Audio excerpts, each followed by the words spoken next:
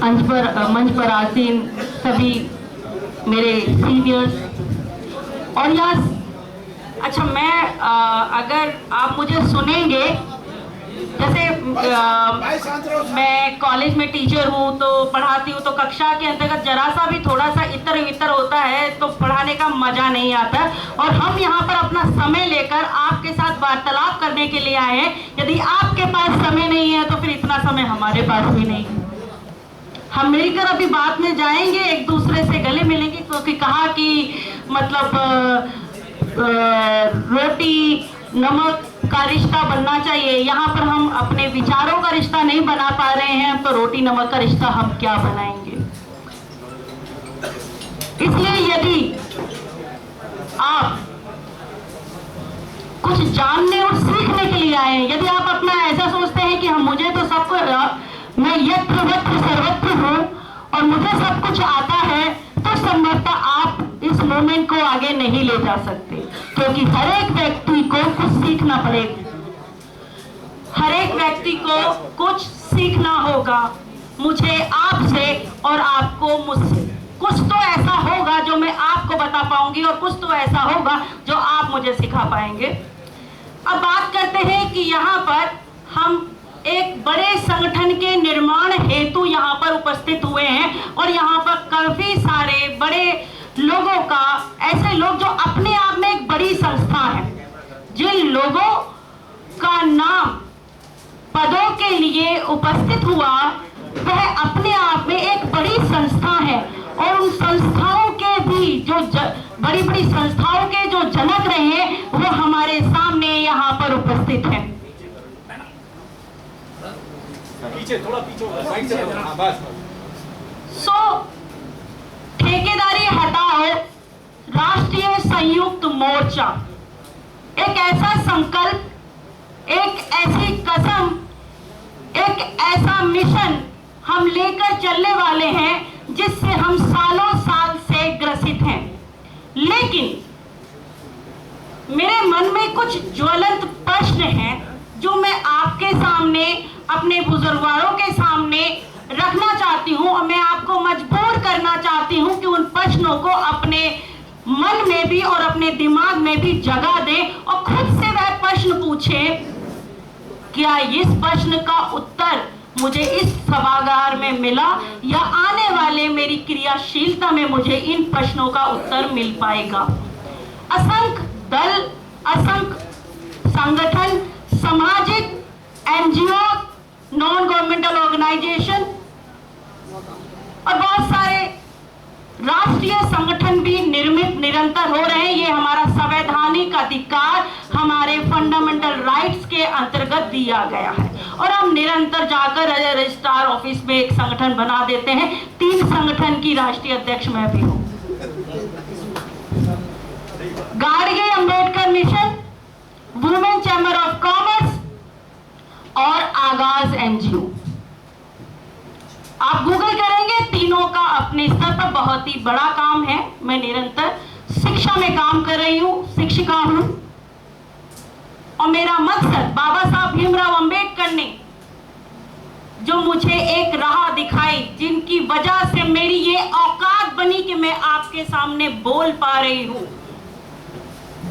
उनके मिशन को आगे ले जाना ही मेरा एकमात्र जीवन का उद्देश्य है। मैं जाति की नहीं जमात की बात करती हूं। मैं जाति की नहीं जमात की बात करती हूं, क्योंकि यहां पर वाल्मीकि जाति की बात हो रही है, यहां पर जाटव जाति की बात हो रही है, यहां पर एक्स और वाई जेड की बात हो रही है, लेकिन जमात की बात नहीं हो रही है। हमें 75 साल हो गए स्वतंत्र हुए। क्या है स्वतंत्रता? लोकतंत्र, सब इस शब्द से वाकिफ हैं। लोकतंत्र, जनता का शासन जनता के लिए, जनता के द्वारा, एक मूल भाव है। आपने यदा कदा कहीं पर भी सुना अवश्य होगा। सभी लोग पढ़े हुए और लिखे हुए लोग यहाँ पर उपस्थित हैं।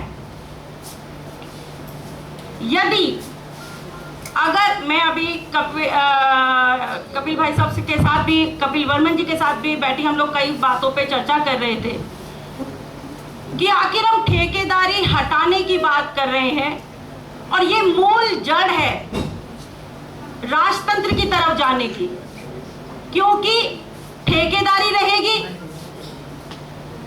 निजीकरण होगा और निजीकरण के बाद पूंजीवाद की स्थापना होगी और पूंजीवाद राजतंत्र को जन्म देगा। और वो राजतंत्र आने वाला है, लेकिन हम वर्तमान में भी भेड़ बकरी की तरह हमने किसी को राजा मान लिया है और हम सालों साल से उसको अपना राजा मान रहे हैं। तो अप्रत्यक्ष रूप से आप गुलाम हैं, कल भी गुलाम थे, आज भी गुलाम हैं और आने वाले 70 सालों तक भी तब तक गुलाम रहेंगे यदि आज आप अपने मस्तिष्क से लोकतंत्र के अर्थ को वास्तविक अपने जीवन में नहीं ढालेंगे। फंडामेंटल राइट, बाबा साहब भीमराव अंबेडकर के संविधान की बात सभी करते हैं। कितने लोग यहाँ पर उपस्थित हैं, उन्होंने छोटी सी पुस्तिका, बड़ा वाला संविधान की बात नहीं कर रही हूँ। फंडामेंटल राइट, मौलिक अधिकार 6 हैं, उन 6 अधिकारों के बारे में कोई खड़ा होकर यहाँ इस सभागार में खड़े होकर बताए कि कौन कौन से फंडामेंटल राइट हैं, कौन कौन से मौलिक अधिकार हैं। कोई एक, यहाँ पे सभी पढ़े लिखे लोग, एडवोकेट सब लोग बैठे हुए हैं। एडवोकेट का तो काम है फंडामेंटल राइट पे काम करना, तो उनको तो पता होगा, लेकिन आपको और मुझे पता होना चाहिए। और जब आपको और मुझे पता होगा तो जसवंत जैसे मेरे भाई को हम बता पाएंगे और उसके संघर्ष को, उसके अंदर आग बहुत है, हम उसकी आग को सही वास्तव में इस्तेमाल करेंगे। यदि उस आग को चाहे तो हम पूरा समाज जला सकते हैं और चाहे तो उस आग से हम एक नया निर्माण कर सकते हैं। और ये आग हमारे युवा पीढ़ी में बहुत लगी हुई है और उनको सही दिशा नहीं मिल रही है। हमारा युवा यहाँ नहीं है, हमारी महिलाएं संख्या में कम है यहाँ पर। और जब तक 50% महिलाओं की भागीदारी आपके साथ कंधे से कंधा लगाकर नहीं होगी, जितने बंधु यहाँ पर बैठे हैं, जितने विवाहित हैं, उनकी बहन है, उनके घर में है, जब तक हम उन्हें स्वतंत्रता नहीं देंगे, उन्हें समय नहीं देंगे, उन्हें स्थान नहीं देंगे, संभवतः आप अपने कोई भी आंदोलन कर लीजिए, वो सफल नहीं होगा, वो कतई सफल नहीं होगा। क्योंकि हमें उनको शिक्षित करना है, हमें उन्हें उन उद्देश्यों को प्राप्त करने के लिए लेकर जाना है जो उद्देश्य हम चाहते हैं। मेरे कुछ ज्वलंत प्रश्न मैंने आपके समक्ष रखे थे।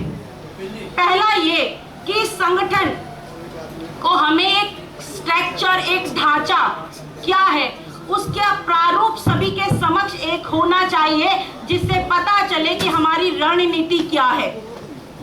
मैं ऐसा मानती हूं कि हमें ठेकेदारी हटाओ जो संयुक्त मोर्चा बना है, उसके अंतर्गत बहुत डीसी कपिल भाई साहब मतलब ये 6 महीने से काम नहीं कर रहे हैं, मैं इनको सालों साल से जानती हूँ। और इनके अंतर्गत जो चीज़, एक स्ट्रक्चर जो पहले से है, वो सिर्फ अब क्रियान्वित होना शुरू हुआ है। Structure, everything is available, but फिर भी रूपरेखा अत्यंत आवश्यक है। हमें पता होना चाहिए कि जो हमारे बंधु काम हमारे ही लोग कर रहे हैं, लेकिन वो गुलाम बन गए। काम हमारे ही लोग कर रहे हैं, लेकिन उन्हें तनख्वाह पूरी नहीं मिल रही है। सरकारी नौकरियों की यदि हम बात करें तो क्या सभी को सरकारी नौकरी मिल सकती है? कितने % सरकारी नौकरी है? जानकारी के अनुसार 3% और निर्वर्तमान में 1%। अब 1%, 99% क्या करोगे? 99% क्या करोगे? तो 1% को सरकारी, और क्या जो किसान है या जो एमसीडी में काम कर रहा है बंदा या कोई धुलाई कर रहा है, मुझे एक चीज से थोड़ा सा मैं कई बार एक जगह पे मतलब सोचा लेकिन कहा नहीं, लेकिन मैं यहाँ पर एक बात जरूर कहना चाहूंगी। हम सफाई कर्मचारी की बात, वाल्मीकि समाज की बात करते हैं, लेकिन किसी ने भी धोबी समाज की बात नहीं की, क्योंकि सफाई तो वो भी करता है। वो 3 बजे पानी में खड़ा होता है, उसके पैर गल जाते हैं, लेकिन उसको कोई सरकारी नौकरी नहीं है। वाल्मीकि समाज को एमसीडी में सरकारी नौकरी है, लेकिन धोबी समाज को सरकारी नौकरी नहीं है। क्यों नहीं है? किसने बात की इस पर? हमें इस पर नहीं है। आप अध्ययन कीजिए, सरकारी नौकरी नहीं है। नहीं, सरकारी नौकरी नहीं है। एजेंडे पे बैठो, नहीं, अरे मैं एजेंडे की बात, हमारे एजेंडे पे है। मैं एमसीडी में नहीं सिर्फ वाल्मीकि समाज के लिए, आप सब सफाई कर सकते हो, सबके लिए यहाँ पर वाल्मीकि समाज में सिर्फ सफाई करना वाल्मीकि समाज के लिए है, ओवरऑल समाज सफाई के लिए। दैट्स आई एम टेलिंग, मैं अभी वही चीज बता रही हूँ कि आ रहे हैं में सभी जाति के लोग काम करते हैं। दैट्स आई एम टेलिंग, मैं वही बता रही हूँ कि अरे आप सुन नहीं रहे, सुनिए। मैं भी पढ़ी लिखी हूँ, ऐसा नहीं है कि कहते हैं कि चीटिंग करके पास नहीं हुई हूँ, डॉक्टरेट हूँ मैं। कि जो सरकारी नौकरी के हमारे एजेंडे पे है, एक मिनट, हमारे एजेंडे पे है। देखिए, विरोध आपका मुझसे विरोध कि हम ये कहें या वो कहें, ये नहीं है। हमें तो उनसे लड़ना है, हम तो लड़ तो आपस में रहे हैं। हम क्या करेंगे? हो सकता है कि something information you can provide me and something I can enlighten you. मैं आपको कुछ रोशनी दे सकूं और कुछ रोशनी आप मुझे दे सकें, लेकिन हमारे एजेंडे पे है, जैसे भाई साहब ने बताया कि हमारे एजेंडे पे है। भाई साहब लेट्स आई कंप्लीट। हमारे एजेंडे पे मैं धोबी समाज पे नहीं बोल रही हूँ कि धोबी समाज क्यों नहीं है, या मैं रिप्रेजेंट कर रही हूँ या वो I am not saying about it. जब हम सर्व समाज की बात करते हैं, सर्व समाज के अंदर जो मूल समस्या है उनको समाहित करने की आवश्यकता है। तो हम जब यहाँ से बात करें तो हम विशेष एक समुदाय की बात ना करें, क्योंकि हम बहुजन समाज की बात करें, सर्व समाज की बात करें और उनके हितों की बात कर रहे हैं। ये एक चीज मैं हमारे जो वक्ता नेतृत्व कर रहे हैं, मैं उनके बारे में मैं कहना चाह रही हूँ कि हम अपने एजेंडों पे उन चीज को भी सम्मिलित करें। That is important. ठीक है, करेंगे। उसके बाद last but not the least, there is a many thing that मुझे बहुत शौक नहीं है खड़े होकर कि आप मुझे कोई जनता मिल गई है तो मैं उनको सुना दूं, मेरे को दोबारा मौका नहीं मिलेगा। I am getting a lot of chances to speak, ठीक है। तो यदि कहीं पर ये लगता है कि समय भी नहीं है और बताना भी है, लेकिन बहुत सारे ऐसे मौके रहेंगे जहाँ पर मैं बता पाऊंगी चीज़ों को, क्योंकि मैं इस मिशन का हिस्सा हूँ। ठेकेदारी हटाओ राष्ट्रीय संयुक्त मोर्चा की पहली बैठक से, और ये निरंतर जो अनंत तक बैठक चलेंगी और जो भी कार्रवाई होगी, उस हर मूवमेंट का डॉक्टर चंद्रकांता के माथुर पहले रो में ही आपको दिखेगी कि चाहे वो आंदोलन करना हो, भाई ने लाठियां खाई है तो हम भी खाने के लिए तैयार हैं। बहुत बढ़िया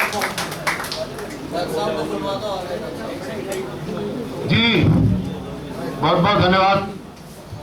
बस सर कर रहा हूँ, बोला आप किस बात हमने नहीं कमी है। अरे 4 पर कह बेकार की। दोस्तों, जो अभी जोशी साहब के लिए प्रस्ताव पास किया था, उसका हमने एक लेटर भी बनाया है लिखित में, मैं आपको पढ़ करके सुना देता हूँ, और फिर वो लेटर हम विधिवत तरीके से क्या नाम है, जोशी साहब को, चावरिया साहब को, जय भगवान जाटव जी को, जेपी चौहान साहब को देंगे, जिनको हमने आज जो है अपने संरक्षक मंडल के रूप में यहाँ पर नियुक्त किया है। आज दिनांक 10 सितंबर 2021 को दोपहर 2 बजे जवाहरलाल नेहरू राष्ट्रीय युवा केंद्र, चतुर्थल, पंडित दीनदयाल उपाध्याय मार्ग, नई दिल्ली पर आयोजित ठेकेदारी हटाओ संयुक्त मोर्चा की जनरल बॉडी मीटिंग में उपस्थित भिन्न भिन्न कर्मचारी संगठनों एवं अम्बेडकरी सामाजिक संगठनों के प्रतिनिधियों ने सर्वसम्मति से प्रस्ताव पारित करके मुझे अधिकृत किया है कि आपको ठेकेदारी हटाओ राष्ट्रीय संयुक्त मोर्चा में पदाधिकारी नियुक्त किया जाए। इसी संदर्भ में आपको सूचित करते हुए हमें हर्ष हो रहा है कि आपके द्वारा दी गई स्वीकृति के आधार पर आज की जनरल बॉडी मीटिंग में पारित किए गए प्रस्ताव के अनुसार आपको ठेकेदारी हटाओ राष्ट्रीय संयुक्त मोर्चा की कार्यकारिणी में चीफ पैटर्न मुख्य संरक्षक के पद पर मनोनीत किया जाता है। हमें ऐसा ही नहीं पूर्ण विश्वास है कि संगठन के संविधान में उल्लेखित आप अपने दायित्व का पूर्णनिष्ठा और ईमानदारी के साथ निर्वहन करेंगे और आपके कुशल नेतृत्व, आशीर्वाद और आपके देखरेख के अंदर ये टीम, ये मोर्चा अपने उद्देश्य की पूर्ति के लिए आगे बढ़ेगा, ऐसी हम उम्मीद करते हैं। तो ये भाषा चारों लेटरों की एक जैसी है, क्योंकि ये कोरम का एक पार्ट है। इसलिए मैं राजकुमार जिगान साहब से, जय भगवान चारण साहब से, क्योंकि 4 लोग हैं, एक मैं और एक राजेश घाघर जी, मैं कहूंगा कि ये चारों साथियों को हम ये लेटर दें ताकि, और आप ताली बजा करके इसका जो है स्वागत करें।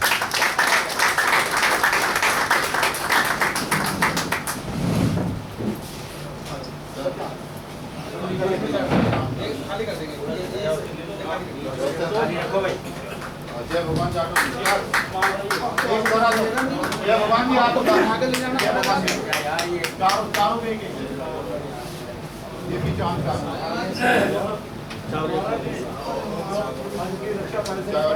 एक लोग वो आ जाओ इधर, गौतम जी आ जाओ ना, आ जाओ इधर। इलेक्शन होता दिया जाएगा क्या? आगे से हटिए, आगे से वीडियो कॉल भाई। धन्यवाद, आगे बढ़ो। साहब को भी तो दे दिया था।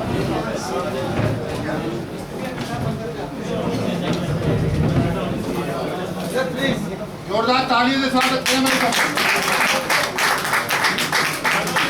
ये तो क्या? अरे जाटों के लिए नीचे रख दिया हो।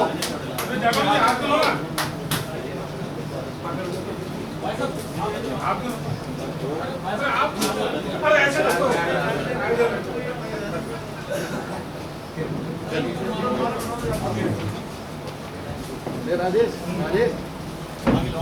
अब मैं डॉक्टर RS यादव जी उनसे निवेदन करूंगा कि 2 मिनट के अंदर, जो मैंने अभी आप उनका परिचय दिया था कि डॉक्टर RS यादव होते हुए वो डॉक्टर RS अम्बेडकर अपने आप को लिखते हैं, सब जगह रहते हैं, जरा